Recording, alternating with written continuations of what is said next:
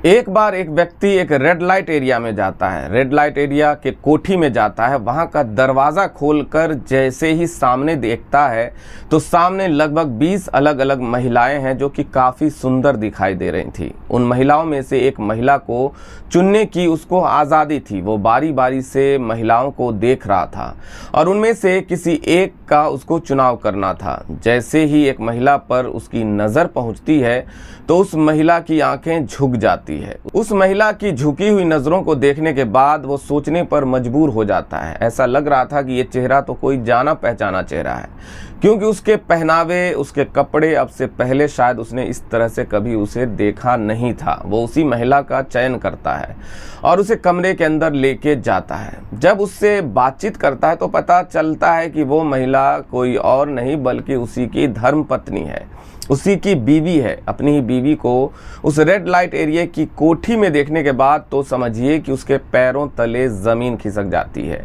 वो सोचने पर मजबूर हो जाता है कि आखिरकार करें तो क्या करें, ये कहाँ से कैसे यहाँ पर पहुँची। बहुत सारे सवाल थे, उन सवालों के जवाब को जानने की कोशिश में था।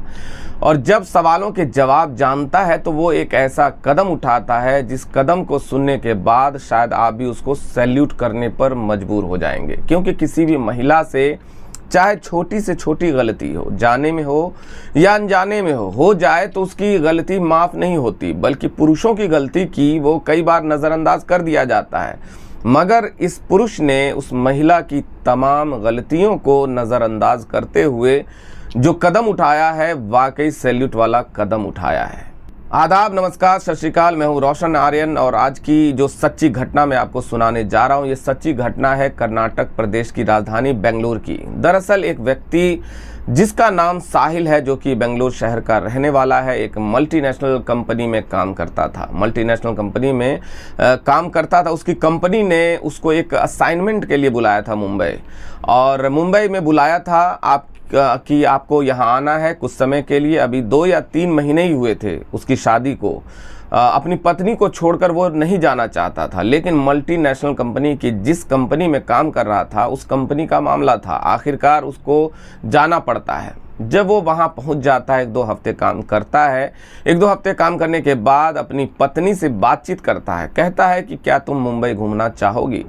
जैसे ये बात अपनी पत्नी से कहता है तो उसकी पत्नी एकदम खुश हो जाती है, खिलखिला जाती है। कहती है कि मेरा तो सपना था मुंबई जाने का, और बचपन से ही मैं मुंबई चाहती थी कि मैं मुंबई जाऊं, वहां जाकर देखूं। आज तक तो मैंने सिर्फ मुंबई को टेलीविज़न पे या फिल्मों में देखा है, साक्षात देखने को मिलेगा तो कितनी अच्छी बात है। जब अपने पति से इस तरह की बातें करती है तो उसका पति कहता है कि परेशान होने की ज़रूरत नहीं है, 7 अक्टूबर 2011 का तुम्हारा रिजर्वेशन करा दिया गया है। फलां तारीख को फला वक्त में आपकी ट्रेन मिलेगी, आप आराम से बेंगलोर से मुंबई का सफ़र पूरा करके सीधा मुंबई आइए, मैं तुम्हारा इंतज़ार करूंगा। वो दिन भी आता है, और जब आता है वो दिन आता है, वो घर से कुछ तैयारी के साथ सीधा बेंगलोर के रेलवे स्टेशन पर पहुंच जाती है और अपने निर्धारित ट्रेन, अपने निर्धारित बोगी, अपने निर्धारित बर्थ पर जाकर बैठ जाती है। और सबसे पहले फ़ोन करती है अपनी सास ससुर को।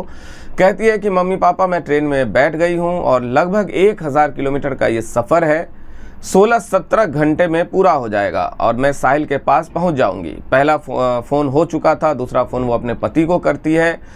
अपने पति से कहती है कि जी मैं ट्रेन के अंदर बैठ गई हूं और मैं जल्दी से आपके पास पहुंच जाऊंगी, आप परेशान मत होना। तो साहिल कहता है कि परेशान मुझे नहीं, परेशान तुम मत होना, बल्कि बिल्कुल घबराने की ज़रूरत नहीं है, किसी से ज़्यादा बातचीत मत करना, अपने सफ़र पर ध्यान देना और कोई ऐसी वैसी चीज़ मत देना, किसी को खाने की चीज़ हो या इस तरह की। समझाने की कोशिश भी करता है। अब ट्रेन पर जो है, अब ट्रेन ये मुंबई के सफ़र के लिए चल पड़ती है। जैसे ही मुंबई के सफ़र के लिए ट्रेन चल पड़ती है तो जिस बोगी में, जिस बर्थ पर वो बैठी हुई है, सामने वाली बर्थ पर 2 व्यक्ति बैठे हुए हैं, एकदम अनजान व्यक्ति, एक दूसरे से बातचीत भी नहीं कर रहे हैं। मगर धीरे धीरे जब सफ़र आगे की तरफ चलता है तो वो दोनों व्यक्ति आपस में एक दूसरे का इंट्रोडक्शन लेते हैं, एक दूसरे से परिचय लेते हैं कि तुम कौन हो, कहाँ से जा रहे हो, कहाँ से आ रहे हो, इस तरह की बातें वो करते हैं। ये महिला किसी से बातचीत भी नहीं कर रही है, नाम तान्या है। तान्या किसी से बातचीत नहीं कर रही थी, वो बात कर रही थी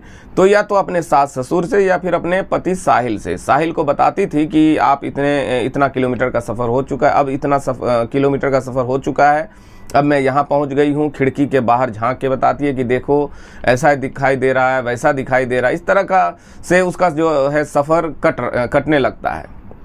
और जैसे जैसे आगे ट्रेन बढ़ रही थी तो उनकी दो व्यक्ति जो कि उसकी बर्थ के ठीक सामने बैठे हैं, उनमें से एक व्यक्ति कहता है, बहन जी लगता है कि आज पहली बार आप ट्रेन में सफ़र कर रहे हैं, वो भी मुंबई का। तो कहती हैं कि हाँ, मैं ट्रेन में तो बहुत सफ़र किया है, लेकिन अकेले मुंबई मैं पहली बार जा रही हूँ। जब ये दोनों इस बात को कहते हैं तो कहते हैं, बहन जी आपको परेशान होने की बिल्कुल ज़रूरत नहीं है, हम भी मुंबई जा रहे हैं।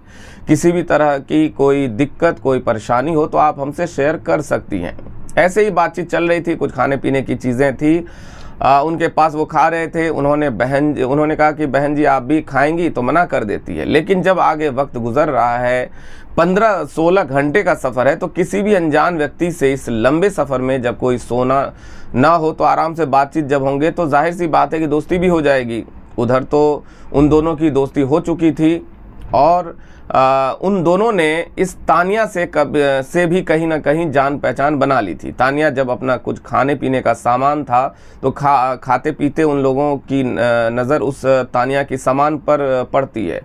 तो आखिरकार तानिया की मजबूरी बन जाती है, उस सामान को दिखाते हुए बोलती है कि भाई साहब आप भी सामान लेंगे ये खाने का। जब वो बात उन दोनों व्यक्ति से कहती है तो व्यक्ति भी उसके सामान लेकर उसका जो है सामान लेकर खाने लगते हैं। कुछ देर के बाद कुछ सामान वो भी लेते हैं तो वो भी तानिया की तरफ हाथ बढ़ा देते हैं और कहते हैं कि बहन जी आप भी कुछ सामान खाओ। इस तरह से ये जो सफ़र था वाकई बहुत सुहाना था और बहुत बढ़िया सफ़र चल रहा था। चलते चलते लगभग 150 किलोमीटर के आसपास अभी बस मुंबई बाकी था, यानी कि 1000 किलोमीटर में से 850 किलोमीटर का सफ़र तय हो चुका था।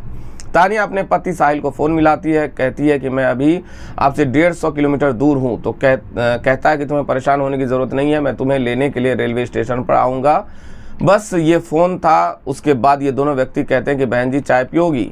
कहती है कि मैं तो चाय नहीं पीऊँगी, आपको पीनी है तो आप पी लीजिए। लेकिन वो 2 चाय के साथ तीसरी चाय भी लेते हैं। तीसरी चाय लेते हैं तो तानिया को चाय पिला देते हैं और ख़ुद भी चाय पीते हैं। जब तानिया चाय पी लेती है तो चाय पीते ही तानिया एकदम बेहोश जैसी हालत में हो जाती है, नींद आने लगती है। उसको लगभग 2 या 3 घंटे के बाद जब आंखें खुलती है तो पता चलता है कि तानिया अब ट्रेन के किसी बोगी या बर्थ के अंदर नहीं बैठी है, बल्कि वो एक कार के अंदर बैठी है और कार बहुत तेज़ी से चल रही थी। उसको जैसे हल्की हल्की आंखें खुलती है, वो आंखें खोलने की कोशिश करती है तो पता चलता है कि वो बेहोश जैसी हालत में थी, ठीक से बोल भी नहीं पा रही थी। लेकिन उसको वही दोनों व्यक्ति कार के अंदर दिखाई देते हैं और एक व्यक्ति और था जो कार चला रहा था। ये एक नया व्यक्ति है जिसको देखने के बाद साफ अंदाज़ा लगाया जा सकता था, क्योंकि उसके साथ कोई न कोई अनहोनी घटना हो चुकी थी। उनसे कहती है कि मैं कहाँ हूँ, तुम मुझे कहाँ लेकर जा रहे हो। इससे पहले कि वो कुछ बातचीत करती, उसको ज़ोर का एक थप्पड़ पड़ता है और कहा जाता है कि आवाज़ निकाली तो और पिटाई होगी, इसलिए चुपचाप पड़े रहो। क्योंकि उसे चाय में कुछ नशीला पदार्थ दिया गया था। उसको पीने के बाद, उसको चाय को पीने के बाद उसकी हालत ऐसी नहीं थी कि वो विरोध करने जैसा कंडीशन में हो। लगातार गाड़ी चल रही थी और गाड़ी चलते चलते पहुंच जाती है एक ऐसे इलाके में जहां पर उसे कार से उस जगह पे लेके जा रहे थे, उसकी हालत चलने लायक नहीं थी। लेकिन उन दोनों ने ऐसे पकड़ा हुआ था जैसे कि वाकई वो उस महिला बीमारी जैसी हालत में हो। ठीक ट्रेन से भी शायद उन्होंने उसको वैसा ही निकाला होगा। ट्रेन की जब किसी भी स्टेशन से वो कार तक ले आए होंगे तो वहाँ भी उन्होंने इसी अंदाज से निकाला होगा जिससे कि घर परिवार की कोई परिचित महिला हो। अब ये सीधा पहुँच जाते हैं किसी मुंबई के रेड लाइट एरिया के एक कोठे पर और वहाँ पर 2 महिलाएं बैठी हुई थी। उनसे बार्गेन चल रही थी, बातचीत चल रही थी उसको बेचने की। आखिरकार सौदा तैयार हो जाता है, पक जाता है और कम से कम उसकी कीमत लगती है 45,000 रुपये। 45,000 रुपये लेकर वो दोनों व्यक्ति वहाँ से रफू चक्कर हो जाते हैं और वो महिला उससे हल्का हल्का होश आने लगता है और वो गिड़गिड़ाने लगती है, वो रोने लगती है, वो रहम की भीख मांगती है उन दोनों से भी। वो ठोकर मारते हुए वहाँ से निकल जाते हैं। अब ये एक कोठे पर मौजूद थी और कोठे का जो नज़ारा है जब देखती है, दृश्य देखती है, तो वहाँ पर पहले से ही कितनी ही लड़कियाँ थी जिन्होंने अपने लिबास भी ऐसे पहने हुए थे। उसे देखकर कोई भी पुरुष उत्तेजित हो जाए। अब उस महिला को एक कमरे में बंद कर दिया था, क्योंकि वो विरोध करने पर उतारू हो गई थी। वो चीख रही थी, चिल्ला रही थी, इसलिए उसको बांधकर एक कुर्सी पर रखा जाता है। वो चिल्लाए ना, इसलिए उसका मुंह भी बंद कर दिया जाता है। बात 7 अक्टूबर को वो घर से चली थी, अभी 8 अक्टूबर, 9 अक्टूबर, इस तरह से एक एक दिन गुजरने लगता है और धीरे धीरे करके लगभग 15 दिन गुजर जाते हैं। उधर उसका पति जो है रेलवे स्टेशन पर इंतज़ार कर रहा था। काफ़ी इंतज़ार करने के बाद जब उसकी पत्नी उसको वहाँ दिखाई नहीं देती है तो वो बहुत परेशान हो जाता है। फ़ोन करता है तो स्विच ऑफ जाता है। अपने माँ बाप से पूछता है कि फिर जाकर रेलवे स्टेशन पर जीआरपी को भी सूचना देता है, साथ ही पुलिस स्टेशन पर भी जाता है और अपनी पत्नी की गुमशुदगी दर्ज कराता है। वो तमाम कोशिशें करता है अपनी पत्नी को तलाश करने की, ताकि उसकी पत्नी मिल जाए। सीधा वो बेंगलोर के रेलवे स्टेशन पे जाता है और वहाँ जाकर के सीसीटीवी चेक कराता है। देखता है कि वाकई उसकी पत्नी तो रेलवे स्टेशन के पास आई थी और ट्रेन के अंदर बैठी थी, लेकिन है तो कहाँ है। वो तमाम कोशिशें कर रहा था। उधर उसकी पत्नी टॉर्चर हो रही थी। रोज़ उसको मारा जाता था, रोज़ उसको पीटा जाता था, रोज़ उसको खाना भी नहीं दिया जाता था। और जितनी ज़्यादती, जितना हैवानियत उसके साथ हो रही थी, उसने कभी कल्पना भी नहीं की थी। जब धीरे धीरे एक एक दिन गुजरने लगता है, 16वें दिन उस कोठे की जो मालिक है सुनीता पुजारी, उससे कहती है कि बहुत दिन हो गए, यदि तुम आज तैयार होकर ग्राहक के लिए तैयार नहीं होती हो तो फिर तुम्हारा वो हश्र किया जाएगा जिसकी तुमने कभी कल्पना भी नहीं की थी। लड़कियों, इसको समझा दो, जो पहले से ही वहाँ लड़कियाँ काम कर रही थी, उन्हें लड़कियों पर दबाव बनाया जाता है और वो लड़कियाँ कहती है कि तानिया तुम मान जाओ, क्योंकि अभी यहाँ से तुम्हारे जाने के रास्ते सब बंद हो चुके हैं, तुम्हें यहीं रहना होगा, यही काम करना होगा। अब तुम्हें कोई छुड़ा नहीं सकता, कोई तुम्हें बचा नहीं सकता, कोई तुम्हारी मदद करने वाला भी नहीं आएगा। 16वें दिन आखिरकार तानिया टूट जाती है और तानिया भी ऐसे कपड़े पहनती है जिस कपड़े को देखने के बाद कोई भी पुरुष उसकी तरफ उत्तेजित हो जाए, आकर्षित हो जाए। और आज उन 20-22 महिलाओं में से तानिया का नंबर था, क्योंकि ग्राहक ने तानिया को ही पसंद किया था। तानिया को लेकर वो कमरे में जाता है और जाने के बाद जैसे ही अंदर के दरवाजे को बंद करता है, चटखनी बंद करता है, तो वो तानिया गिड़गिड़ाने लगती है, रोने लगती है और रोते भी ऐसे कि उस कमरे में उसकी आवाज़ बाहर नहीं जाती है। उसकी आंखों में आंसू थे, वो टपक रहे थे। रोते हुए पैरों में पकड़ के वो कहती है कि भैया मुझे माफ़ कर दीजिए, मैं ऐसे यहाँ पे चली आई हूँ। मेरे पति साहिल हैं जो कि मल्टीनेशनल कंपनी में काम करते हैं। मुझे तो सिर्फ यहाँ मुंबई घूमने के लिए आना था। किसी ने मुझे चाय में कुछ नशीला पदार्थ पिलाया और मुझे यहाँ पहुँचा दिया। वो अपनी परेशानी, अपना दर्द बयां करती है। तो उस व्यक्ति ने, हालांकि कोठे पर आने वाला व्यक्ति कभी शरीफ तो हो ही नहीं सकता, इसलिए उस व्यक्ति ने इंसानियत का परिचय देते हुए कहा कि मैं तुम्हारी क्या मदद कर सकता हूँ। जब बात मदद करने की आती है तब वो कहती है कि मुझे मेरे पति से बात करा दो। उधर उसका पति अपनी पत्नी को तलाश करने के लिए वो तमाम कोशिशें कर रहा था। आखिरकार वो बार बार फ़ोन देखता था। वो सोच भी रहा था कि जब सफ़र शुरू होता है तब फ़ोन आता है, सुबह शाम फ़ोन, रोज़ फ़ोन करती थी। अब फ़ोन आता भी नहीं है, फ़ोन स्विच ऑफ हो रहा है। लेकिन 16वें दिन जाकर जब एक अनजान नंबर से फ़ोन आता है साहिल के पास और आवाज़ आती है कि रोते हुए कि मैं तानिया बात कर रही हूँ, मैं कहाँ हूँ मुझे नहीं पता, मुझे बचा लो, मुझे यहाँ नहीं रहना। जब पूरी कहानी, कुछ बातचीत सुनता है तो वो कहते हैं कि तुम हो कहाँ। कहता है मुझे नहीं पता। तानिया मना कर देती है, मुझे कुछ नहीं पता, ये कहाँ है, किस कमरे में है, किस कोठे पर है, किस रेड लाइट एरिया में है, वो इलाका कौन सा है, सारी जानकारी वो व्यक्ति देता है जो व्यक्ति अभी तक उसकी मदद कर रहा था। साहिल को जब इसकी सूचना मिल जाती है तो साहिल सोचने पर मजबूर हो जाता है कि आखिरकार करूं तो क्या करूं, इसको कैसे बचाऊं। जब बात बचाने की आती है तो वो कहता है कि पुलिस के पास जाऊंगा, पुलिस वहां पर छापा मारेगी तो पता चला कि वो कोठे से गायब कर दिया है, कुछ नुकसान पहुंचा दिया है, तो इसलिए वो ऐसा कुछ नहीं करता है। और वो सीधा, बजाय पुलिस की मदद लेने के, वो सीधा पहुँच जाता है ग्राहक बनकर उसी कोठे पर। और उसी कोठे पर जाने के बाद तब तक वो पुराना ग्राहक जा चुका था, अब नया ग्राहक साहिल बनकर आता है और उन महिलाओं में से तलाश करता है, अपनी बीवी को ढूंढने की कोशिश करता है। हर महिला को रिजेक्ट कर देता है, ये नहीं चाहिए, ये नहीं चाहिए, ये नहीं चाहिए। जब नंबर आता है तानिया का कि हाँ एक लड़की है जो नई वाली है, उसको लेकर आओ, वो शायद उसको ये पसंद कर लेगा। तानिया को देखता है, तानिया को देखते ही उसकी बीवी की नज़रें झुक जाती है, डबडबाने लगती है, आंखों से जो है आंसू टपकने लगते हैं। और वो अपनी पत्नी को देखकर हैरान था, परेशान था और सीधा कहता है कि मुझे ये लड़की चाहिए। उसको लेकर वो कोठे के अंदर जाता है और उसकी पूरी कहानी सुनता है। आखिरकार यहाँ कैसे पहुँची। वो अपनी पत्नी से नाराज़ नहीं होता बल्कि उसको सीने से लगाता है और उसे कहता है कि तुम्हें परेशान होने की ज़रूरत नहीं है, अब ज़रूरत है हमें ठंडे दिमाग से काम लेने की। और यहाँ से सोचो कि निकलें कैसे। हमने यहाँ से भागने की कोशिश की, अगर हम यहाँ से भागने की कोशिश की तो ये लोग हम पर हमला कर देंगे, हमें मार भी सकते हैं, हमें नुकसान पहुँचा सकते हैं। तो बैठे बैठे साहिल को एक तरकीब सूझी और वो पुलिस कंट्रोल रूम को फ़ोन करता है। पूरी कहानी 7 अक्टूबर से गायब होने से लेकर अभी तक की पूरी कहानी बताता है। बताते बताते कहता है कि पुलिस को कि मेरी पत्नी रेड लाइट एरिया के फलां कोठे फलां रूम में है, आप जल्दी से आ जाइए। पुलिस ने वाकई ईमानदारी का काम किया, बहुत अच्छा काम किया।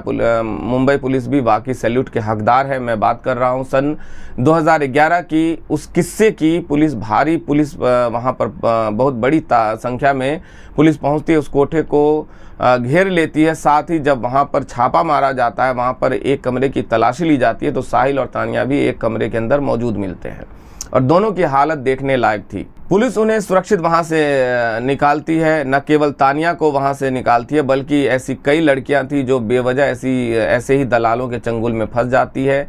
उन दलालों के बारे में जब पता करने की कोशिश की जाती है तो पता चलता है कि वो दलाल सिर्फ रेलवे स्टेशन, बस स्टॉप ऐसी जगहों पे ही नज़रें गड़ाए रहते हैं, गिद्ध की तरह। कि कोई लड़की, कोई महिला, कोई अकेली जा रही हो तो उसको जो कि सुंदर दिखने में हो ताकि उसको निशाना बनाया जा सके, उसे किसी भी तरकीब से कोठे तक लाकर उसको बेचा जा सके।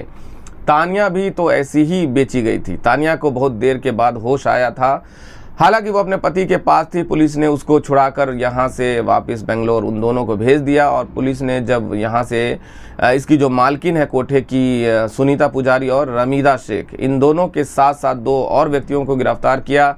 साथ ही इन चारों की मदद से उन दोनों दलालों को भी कई दिनों की मशक्क़त के बाद आखिरकार गिरफ्तार कर लिया गया। दोस्तों, साहिल ने बहुत ही अच्छा, बहुत ही इंसानियत का, बहुत नेक काम किया, जो उसने अपनी पत्नी की ज़िंदगी को बचाया। कोई भी अगर व्यक्ति होगा तो शायद अपनी पत्नी की इतनी छोटी सी बात को देखते हुए उस पर तमाम तरह के लांछन लगा सकता था और कह सकता था कि तुम यहीं कोठे पे रहो, अब मेरी ज़िंदगी में तुम्हें आने की कोई ज़रूरत नहीं है। उसने इंसानियत का परिचय देते हुए अपनी पत्नी को बचाया और नई कई लड़कियों को भी उसने वहाँ से बचाया। तो वाकई इस व्यक्ति ने सैल्यूट का काम किया है, सैल्यूट का हकदार है। साथ ही मैं आपको जाते जाते मैं आपको बता दूं कि जब भी आप कभी सफ़र पे हों तो किसी का सामान ना खाएं, किसी से ज़्यादा दोस्ती ना करें, किसी से बातचीत करने की कोशिश ना करें। पता नहीं कौन व्यक्ति किस रूप में आपको नुकसान पहुंचा दे, जैसे कि इन दोनों दलालों ने तानिया को नुकसान पहुंचाया था। वो तो अच्छा था कि उसके शौहर ने, उसके पति ने उसको ऐसे दलदल में फंसने से, धंसने से बचा लिया। तो दोस्तों, अपना ख्याल रखें, सुरक्षित रहें। जय हिंद, जय भारत, शुक्रिया।